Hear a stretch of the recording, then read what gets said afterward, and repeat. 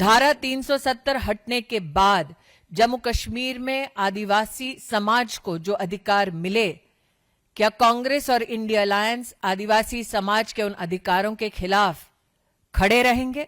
Bharatiya Janata party के कार्यकर्ताओं के माध्यम से आश्वस्त करना चाहती हूं कि संसद द्वारा पारित धारा 370 पुनर्स्थापित नहीं होगा।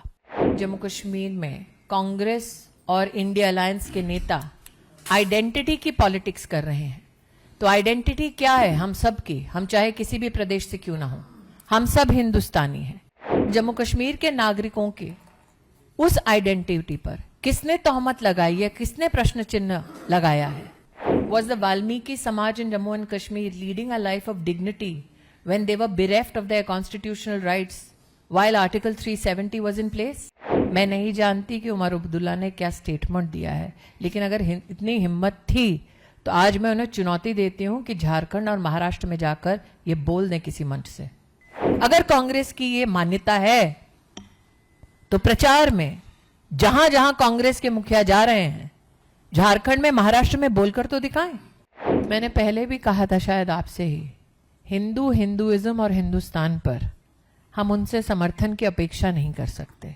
जो दूसरों के सहारे अध्यक्ष बनते हैं उन्हें दूसरों पर टिप्पणी नहीं करनी चाहिए। कल भारतीय संविधान का गला घोटने का दुस्साहस इंडिया अलायंस ने जम्मू कश्मीर में किया। जम्मू कश्मीर के वो दृश्य जिसमें भारत के संविधान की धज्जियां उड़ाते हुए आदिवासी अधिकारों, दलितों के अधिकारों और महिलाओं के अधिकारों का हनन करने का दुस्साहस कांग्रेस लेड इंडिया अलायंस ने जो किया, एक जागृत भारत उस दुस्साहस को बर्दाश्त नहीं करेगा। जिस रेजोल्यूशन को इंडिया अलायंस ने कल पारित किया, उसके अंतर्गत वो जम्मू कश्मीर में भारत के संविधान के खिलाफ एक नई जंग लड़ते हुए दिखाई देते हैं। आज मैं इंडिया अलायंस के नेताओं से पूछना चाहती हूं कि भारत की पार्लियामेंट और सुप्रीम कोर्ट का जो निर्णय सबको मान्य है, उस निर्णय का अपमान, उस निर्णय की अवहेलना करने का अधिकार कांग्रेस को, एनसी को देश में किसने दिया? आज मैं कांग्रेस, एनसी और इंडिया अलायंस के सभी नेताओं से पूछना चाहती हूं, धारा 370 हटने के बाद जम्मू कश्मीर में आदिवासी समाज को जो अधिकार मिले, क्या कांग्रेस और इंडिया अलायंस आदिवासी समाज के उन अधिकारों के खिलाफ खड़े रहेंगे? जम्मू कश्मीर में धारा 370 हटने के बाद दलित समाज, पिछड़े समाज को जो अधिकार भारत के संविधान के माध्यम से भारत की संसद ने सुपुर्द किए, क्या कांग्रेस नेट इंडिया अलायंस उनके खिलाफ खड़े रहेंगे? कल का रेजोल्यूशन कांग्रेस और इंडिया अलायंस के नेताओं का टैक्टिकल समर्थन दिखाता है उग्रवाद और आतंकवाद के समर्थन में। यह भारत में हर नागरिक को ज्ञात है कि धारा 370 हटने के बाद नागरिकों की मृत्यु में 80% की गिरावट हुई। यह हर हिंदुस्तानी को ज्ञात है कि धारा 370 हटने के बाद जम्मू कश्मीर में आतंकी घटनाओं में 70% की कमी हुई। लोकतांत्रिक ढांचे के माध्यम से एक चुनी हुई सरकार विकास के मुद्दों पर काम करने की बजाय, भारत को जोड़ने की बजाय भारत को तोड़ने का प्रमाण दे रही है। मैं इंडिया अलायंस के सभी नेताओं को, देश के नागरिकों और भारतीय जनता पार्टी के कार्यकर्ताओं के माध्यम से आश्वस्त करना चाहती हूं कि संसद द्वारा पारित धारा 370 पुनर्स्थापित नहीं होगा और जम्मू कश्मीर को भारत से बांटने का उनका ये प्रयास कामयाब नहीं होगा। Today, I stand as an Indian outraged at the attempt by the Congress-led India Alliance to bring to the floor of the House a resolution that stands against the Indian Constitution and the opinion of the Supreme Court of India. The question that now is to be posed to the Congress-led India Alliance is this: after the revocation of Article 370, tribals in Jammu Kashmir received their constitutionally guaranteed rights. After the revocation of Article 370, the Dalit and OBC community in Jammu Kashmir received, after years of struggle, their constitutional rights. After the revocation of Article 370, women who were constitutionally guaranteed protection against abuse and violence received their constitutional protection. The resolution passed by the India Alliance led by the Congress Party brings to the fore many questions. Does the Congress-led India Alliance stand against tribal rights, Dalit rights, women's rights, children's rights? Everybody in India knows that after the revocation of Article 370, deaths of civilians, the numbers came down by 80%. Incidents of violence came down by 70%. Tourism in Jammu Kashmir especially went up to a staggering figure of over 2 crore 11 lakh tourists, especially in the Kashmir Valley. Does the Congress-led India Alliance, my apologies, today stand against the economic and constitutional interests of Jammu Kashmir? Does the Congress-led India Alliance today stand against the very premise that when Prime Minister Modi offered a package of 80,000 crore rupees to the citizens of Jammu Kashmir, do they stand against the development work of the government of India for the people of Jammu Kashmir? I am today joined in my outrage by the people of India and the Karyakartas of the Bharatiya Janata Party. The Congress leadership, particularly the Gandhi family, needs to answer: do they stand for terrorism and stand against development of Jammu and Kashmir? Do they stand for breaking of India rather than stand and abide by the Constitution of India? The question that the Congress-led leadership has to answer, particularly in the states of Jharkhand and Maharashtra, do they stand against the valor of citizens who donned uniforms of the Indian Armed Forces to protect us better? Do they stand against tribal rights, rights of Dalits, OBCs, women and children? What they seek is a special status for themselves and not the people of Jammu Kashmir. Devendra Parashar. मैं पिछले 5 सालों में भारत में 70 हटने के बाद जिस प्रकार से लगातार डेवलपमेंट को लेकर ही जम्मू कश्मीर में चर्चा होते रही थी और वही नैरेटिव था। इस प्रकार की अलगाववादी चीजें जो होनी शुरू हुई है, क्या ये अफेयर आप लोग को करता है? क्या ये मुझे ऐसा लगता है कि इंडिया अलायंस ने जो बिगुल छेड़ा है जम्मू कश्मीर में, वो अगर विकास के संदर्भ में होता तो जम्मू कश्मीर के आवाम को उससे ज्यादा फायदा होता। मुझे लगता है कि आंतरिक सुरक्षा के विषयों पर अगर भारत की सरकार के साथ मिलकर राष्ट्रीय सुरक्षा और नागरिक सुरक्षा पर वो बल देते तो वो एक सकारात्मक राजनीति का प्रमाण होता। इस प्रकार के रेजोल्यूशन को पारित कर वो भारत के संविधान, भारत की संसद, भारत की सुप्रीम कोर्ट के खिलाफ एक अपना स्टैंड लेकर जम्मू कश्मीर के आवाम को, जो शांति प्रिय है, जो विकास पसंद है, उनको क्या संदेश देना चाहती है? मैं पुनः कहती हूं कि इंडिया अलायंस के नेता आवाम के लिए नहीं, अपने स्वार्थ के लिए, अपने लिए स्पेशल स्टेटस चाहते हैं ताकि पुनः जम्मू कश्मीर की तिजोरी को वो लूट सके। आमोद राय। जम्मू कश्मीर में और नेता लगातार अपनी आइडेंटिटी और राइट्स की बात कर रहे हैं और इसके जरिए लोगों को करने की कोशिश करें, उनके बीच जाने की कोशिश करें। आपको लगता है कि इस तरह के कामों से आइडेंटिटी और राइट्स ज्यादा स्ट्रॉन्ग होगा? आमोद जी, जब आप कहते हैं कि जम्मू कश्मीर में कांग्रेस और इंडिया अलायंस के नेता आइडेंटिटी की पॉलिटिक्स कर रहे हैं, तो आइडेंटिटी क्या है हम सब की? हम चाहे किसी भी प्रदेश से क्यों ना हो, हम सब हिंदुस्तानी हैं।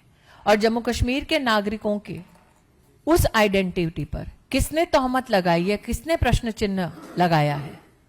जहां तक की बात जम्मू कश्मीर के आवाम की राइट्स की है, तो सबसे उत्तम डेमोक्रेटिक राइट है द राइट टू वोट। हाल ही में जो इलेक्शन कमीशन के सानिध्य में इलेक्शंस हुए, वो जम्मू कश्मीर के आवाम के डेमोक्रेटिक राइट्स के इम्प्लीमेंटेशन का सबसे सुनहरा प्रमाण है। तो वो जब आइडेंटिटी की बात करते हैं तो आइडेंटिटी हमारी हमारे देश से, हमारी माटी से है। जब वो राइट्स की बात करते हैं तो वो राइट्स संवैधानिक हैं, जो गारंटीड हैं after the revocation of article 370। वो राइट्स जब धारा 370 था, तब आदिवासी समाज को, दलित समाज को, ओबीसी समाज को, महिलाओं को, बच्चों को नहीं मिलता था। तो वो अपनी बेहतरी के लिए गारंटी मांग रहे हैं, आवाम की नहीं। Akhilesh Singh ji. There is also reference of constitutional guarantees in the resolution. How do we react to that? The Constitution guarantees you a life with dignity. Was the Valmiki Samaj in Jammu and Kashmir leading a life of dignity when they were bereft of their constitutional rights while Article 370 was in place? The Constitution gives us, especially women, the right to life, to an income, the right to property. Were they guaranteeing that constitutional right to the women of Jammu and Kashmir? Today, if you just look at the Pradhan Mantri Matru Vandana Yojana, which is a cash support for women who are pregnant, who should have institutional deliveries, 4 lakh women have received that support in Jammu and Kashmir. Is that not a constitutional guarantee that was delivered by the BJP? Children from sexual exploitation are guaranteed protection by the Constitution under the POCSO Act. That act was not implemented in Jammu and Kashmir because of Article 370. So what is the constitutional guarantee that was given to the citizens of Jammu and Kashmir when Article 370 was in place? Ravinder Singh. Madam, NC के नेता उमर अब्दुल्ला हो या Rashid engineer हो या फिर TDP में हुआ हो, उनके साथ कांग्रेस, इन सब का हम लोग के मैनिफेस्टो में 370 की वापसी की और हमारे पास केवल एक ही जरिया है विधानसभा, जहाँ रेजोल्यूशन हम पास कर सकते हैं। इसमें बीजेपी इतना आयतवा क्यों मचा रही है? और दूसरी बात है, क्या जो घटनाएं वहाँ घटी है, रेजोल्यूशन पास किया गया है सुप्रीम कोर्ट और संसद के खिलाफ, इससे जो स्टेटहुड की बात जो चल रही है वो उस पर भी कहीं यहाँ कर सकते हैं? देखिए, अगर उनकी बात में इतना दमखम होता तो भाजपा के विधायकों के साथ हाथापच्ची करने की कोई जरूरत नहीं थी। अगर जिस विषय पर वो जम्मू कश्मीर का विकास चाहते थे, शांतिपूर्वक तरीके से वहां पर असेंबली में चर्चा हो सकती थी। और जहां तक धारा 370 को पुनर्स्थापित करने की बात है, मैं नहीं जानती कि उमर अब्दुल्ला ने क्या स्टेटमेंट दिया है, लेकिन अगर इतनी हिम्मत थी तो आज मैं उन्हें चुनौती देती हूं कि झारखंड और महाराष्ट्र में जाकर ये बोल दें किसी मंच से। विकास चंद्र। मेरा सवाल है इसी जो आपने जो बताया कि कांग्रेस और एनसी का कहना है कि ये चुनाव के दरमियान और चुनाव के पहले उनके द्वारा वहां के लोगों से प्रॉमिस किया गया था, आप कुछ भी गलत नहीं कर रहे हैं, जो प्रस्ताव वो लोग लेकर आए। मैं पुनः कहती हूँ, प्रस्ताव की एक प्रति मेरे हाथ में है। पहले तो इस प्रस्ताव में वो खुद ही बचे हैं। कॉन्स्टिट्यूशनल गारंटी की बात कर रहे हैं, जिसका विश्लेषण मैंने दिया। कॉन्स्टिट्यूशनल मैकेनिज्म्स की बात करते हैं, जिसके ऊपर मैं चर्चा करने को तैयार हूं। राइट्स और आइडेंटिटी के बारे में अभी अभी आमोद जी ने प्रश्न कर लिया है। तो ऐसा क्या है जो भारत के संविधान ने, भारत की संसद ने, भारत के सुप्रीम कोर्ट ने जम्मू कश्मीर में वर्तमान में लागू नहीं किया है? लेकिन अगर विषय में खुद में इतना ग्रेविटास था तो मुख्यमंत्री अथवा एक असेंबली ऑफ पीपल में भारतीय जनता पार्टी के जनप्रतिनिधियों के साथ हाथापाई करने की क्या जरूरत थी? बात में वजन नहीं है, बात विकास के मुद्दों से ध्यान भटकाने के लिए किया गया था। लेकिन आप अगर अपने मुद्दों से ध्यान भटकाने के लिए ऐसा दुस्साहस करते हैं, उसकी तर्ज पर आप भारत को तोड़ने का दुस्साहस करेंगे। अगर कांग्रेस की ये मान्यता है तो प्रचार में जहां जहां कांग्रेस के मुखिया जा रहे हैं, झारखंड में, महाराष्ट्र में, बोलकर तो दिखाएं। वो क्यों बच रहे हैं? उन्हें खुद प्रेस कॉन्फ्रेंस करनी चाहिए, देश को अवगत कराना चाहिए कि हां वो चाहते हैं कि देश बटे। मोहित Bhatt. On one hand, we are seeing that how the resolution has been brought in the assembly. On the other hand, the wife of Yasin Malik has written to Rahul Gandhi, and she says that Rahul Gandhi should initiate a discussion on Yasin Malik in the parliament.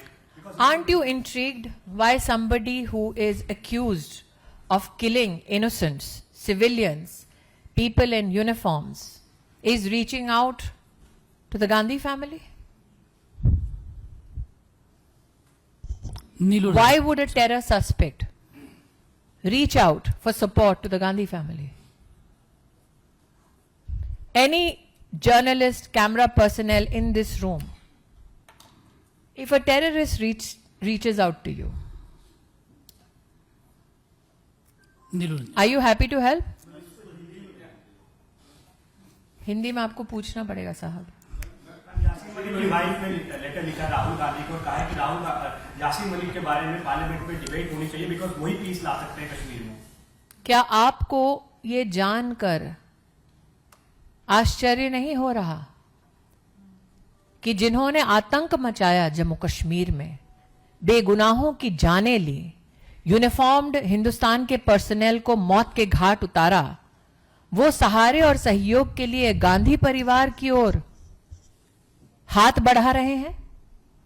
इस सभागार में जितने नागरिक आज इस press conference को देख रहे हैं, देश के हर मीडिया ऑर्गेनाइजेशन का पत्रकार है, कैमरा पर्सन है, साउंड पर्सन, टेक्नोलॉजिस्ट है। हम में से कोई भी हिंदुस्तानी क्या किसी आतंकवादी या आतंकवाद के समर्थन में कही हुई बात का समर्थन करेंगे? क्या किसी भी आतंकवादी का इतना साहस होगा कि आप में से किसी हिंदुस्तानी को संपर्क करके कहे भाई मेरी बात पहुंचा दो देश की संसद में? नहीं, क्योंकि वो भी जानते हैं कि आपके लिए आपका देश सर्वोपरि है। तो ऐसा क्या है कि आतंक फैलाने वाले अब कांग्रेस से सहारा मांग रहे हैं? मैम, जम्मू कश्मीर विधानसभा में जिस ढंग से रेजोल्यूशन आ रहा है और हाथापाई भी हुई है, जो पिछले 5-6 साल से जो शांति आई थी, यूथ लोग धारा में लौट रहे थे, क्या लगता है कि वो फिर कट्टरपंथी और यूथ जो है दूसरी तरफ जा सकते हैं? एक खराब माहौल वहां क्रिएट हो। देखिए, भारत सरकार में जब तक नरेंद्र भाई के नेतृत्व में हम अपनी सेवा दे रहे हैं, वी आर कॉग्निजेंट कि हमें विकास के पथ पर अग्रसर रहना है। जम्मू कश्मीर के आवाम को भी यही, मुझे लगता है, इच्छा उन्होंने व्यक्त की है। इस प्रकार के रेजोल्यूशन विकास के मुद्दे से न सिर्फ ध्यान भटकाते हैं, बल्कि आंतरिक सुरक्षा और उग्रवाद की जननी धारा 370 के प्रति कुछ भारत विरोधी ताकतों के हौसले भी बुलंद करते हैं।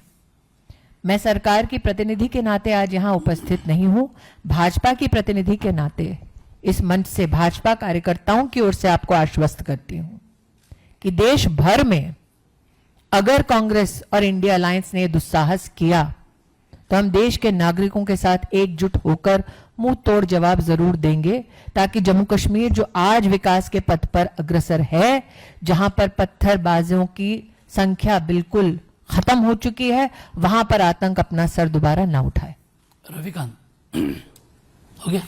पीयूष। मैम, आपने महिलाओं के अधिकार की बात की, उनके सम्मान की बात की, लेकिन कांग्रेस और तृणमूल कांग्रेस की जो नेता है उन्हें विवादास्पद बयान दिए महिलाओं के खिलाफ। राजा वड़िंग जो पंजाब कांग्रेस के अध्यक्ष हैं, उन्हें कांग्रेस कैंडिडेट जो उनकी पत्नी खुद की है उनको लेकर विवादित बयान दिया, और साथ साथ फिराद की जो मंत्री भी है उन्होंने। देखिए, मैंने कल भी कहा था, आज भी कहती हूं कि इंडिया अलायंस से आप महिला के सम्मान की अपेक्षा अगर अभी भी करते हैं तो वो थोड़ा सा आपकी ओर से एक नॉविस वाला व्यवहार होगा। हम सब जानते हैं कि इंडिया अलायंस ने जब जब मुद्दों के आधार पर राजनीति करने में मुश्किलातों का सामना किया है, तब तब वो महिला जनप्रतिनिधियों के खिलाफ इस प्रकार की ओछी बातें करते हैं।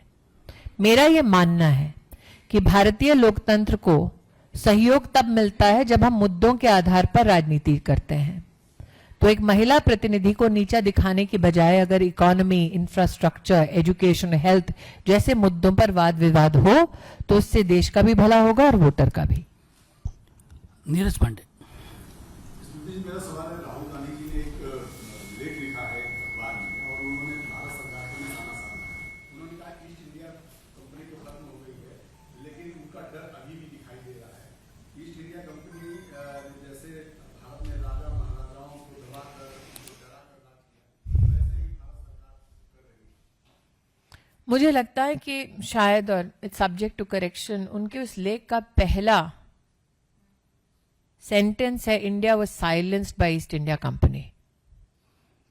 और ये वो लोग हैं जो गलतफहमी पालते हैं और बिरसा मुंडा का शौर्य नहीं जानते, छत्रपति शिवाजी महाराज का योगदान नहीं जानते, रानी लक्ष्मीबाई के बलिदान को नहीं जानते, जो मंगल पांडे के बारे में नहीं जानते। शायद उनको लगता होगा कि हिंदुस्तान और हिंदुस्तानी ईस्ट इंडिया कंपनी के सामने साइलेंट थे। साइलेंट होते तो आज भी ब्रिटिश साम्राज्य यहां होता। लेकिन हास्यास्पद है नीरज जी, जिन्होंने पॉलिटिक्स को एक single family private limited company बना दिया, वो आज ईस्ट इंडिया कंपनी पर चर्चा कर रही है। पायल।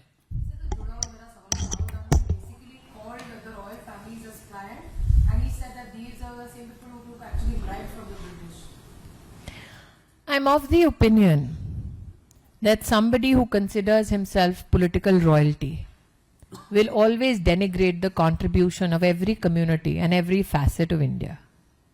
I do not expect a genuine and respectful understanding of my country from such people. Manoj के लिए श्रुति जी, मेरा एक सवाल है कि हुमायूं कबीर जो तृणमूल कांग्रेस के विधायक हैं, उन्होंने चुनाव के पहले कुछ बयान दिए। उसके बाद मिथुन चक्रवर्ती बीजेपी के नेता ने इस पर कहा, लेकिन एफआईआर बंगाल सरकार द्वारा मिथुन चक्रवर्ती पर जी, कैसे देखते हैं? तृणमूल कांग्रेस का अन्याय करने का यही तरीका है कि जो संविधान की हत्या करे उनका सहारा बने, और जो संविधान के संरक्षण और राष्ट्रवाद की बातें करें उन पर प्रहार करें। तो आपको और हमको ये देखकर आश्चर्य नहीं होता। आप तृणमूल कांग्रेस से कहीं भी, ना किसी मोड़ पर, ना किसी मुद्दे पर जस्टिस की अपेक्षा कर सकते हैं। विनीत। मैम, राहुल गांधी मंच पर थे और वहां पर एमबीए के जो समर्थक थे उन्होंने वीर सावरकर के पक्ष में गीत गाया। राहुल गांधी कुछ नहीं बोले मंच पर बैठने के लिए। मैंने पहले भी कहा था शायद आपसे ही, हिंदुइज्म और हिंदुस्तान पर हम उनसे समर्थन की अपेक्षा नहीं कर सकते। लेकिन हाँ, कहीं ना कहीं इस बढ़ती ताकत को देखकर अब शायद वो भी मजबूरन चुप्पी साध रहे हैं।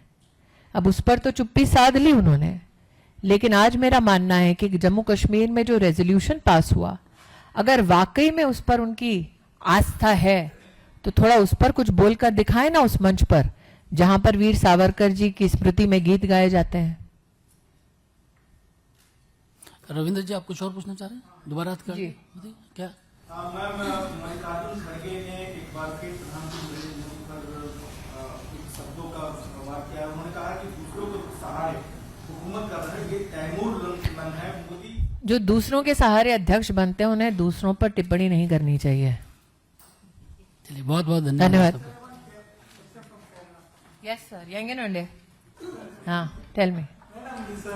Two things. One is Priyanka Gandhi is regularly addressing the BJP sending her brother Rahul Gandhi last 5 years, and now also they are going to hunt him.